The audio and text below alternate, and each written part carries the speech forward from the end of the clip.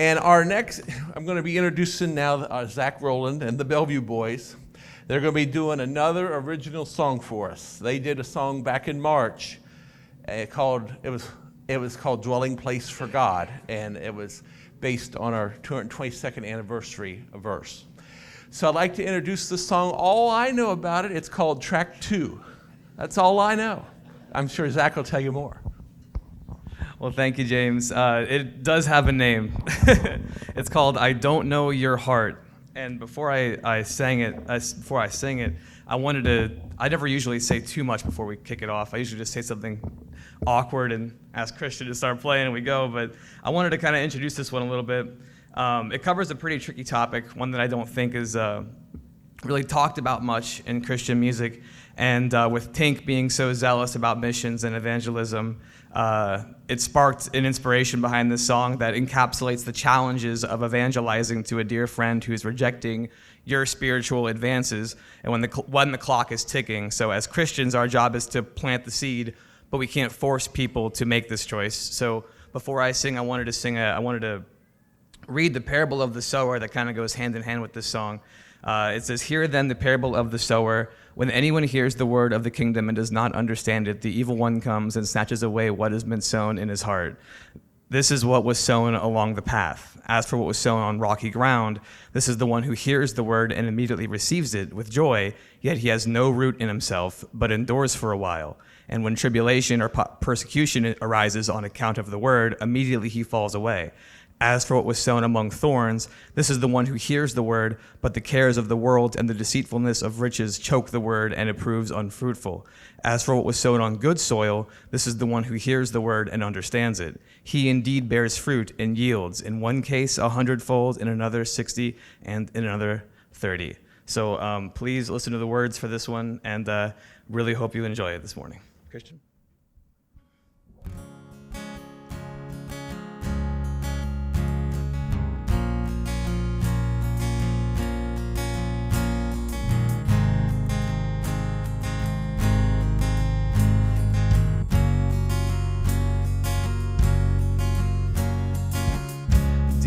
God, I bow before you today to ask to save a friend who is walking the wrong way. He's a dear friend and I know he means well, but he's a lost soul who I'm trying to compel to see you how I do and to join us in the faith, to place his trust in you and to feel your saving grace. I know we're all imperfect and trying our best, but he's choosing to walk with the rest.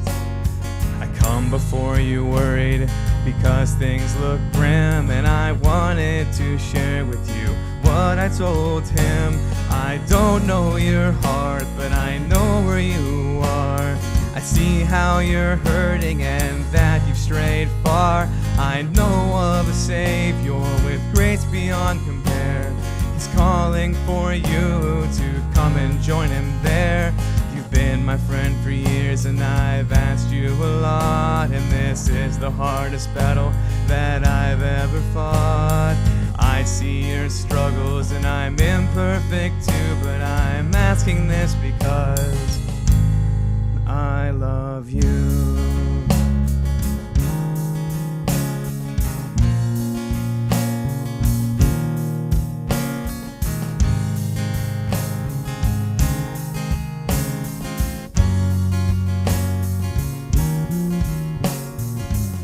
Dear God, my heart is feeling heavy. My friend is firmly planted, but I'm holding steady. Yesterday he told me of some news I couldn't bear. The reason why he was slowly losing his hair. The cancer they found was rapidly spreading, and Lord, I fear that I know where this is heading. I pray to you every day and night, praying that together we can win this fight, but I fear that our time should be spared. So I pulled him aside, and here's what I shared. I don't know your heart, but I know where you are.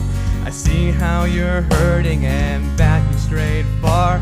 I know of a Savior grace beyond compare. He's calling for you to come and join him there. You've been my friend for years and I've asked you a lot, and this is the hardest battle that I've ever fought. I see your struggles and I'm imperfect too, but I'm asking this because I love you. Several doctors' visits pass. Each day could be the last. I don't know what else I can say. Another day, another chance. Please let him catch a glance of your grace. Dear God, I'm barely holding on. They tried and they tried, but now my friend is gone.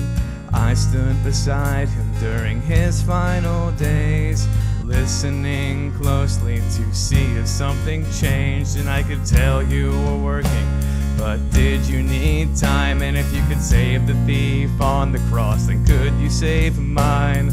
I'm left to wonder and I'm left to trust, but this is my closest friend that I've lost. I went to visit him at his grave, and these are the words that managed to escape. And I'm feeling unsure, cause I knew where you were. I saw you were hurting and searching for a cure. I told you about my Savior and Lord, and how he offers us more than we can afford. You were my friend for years, and this feels unfair, cause now I'm left to wonder if I'll see you there. God can work wonders and his ways are unknown, but I hope that you know you didn't fight alone. I pray every day that you are heaven bound, and I get to ask you how those angels sound. I'm left on earth and I hope you're in the sky. Sometimes as Christians we're left to wonder why. I kept you in my prayers and I hope I see you soon, and I'm telling you this because I love you.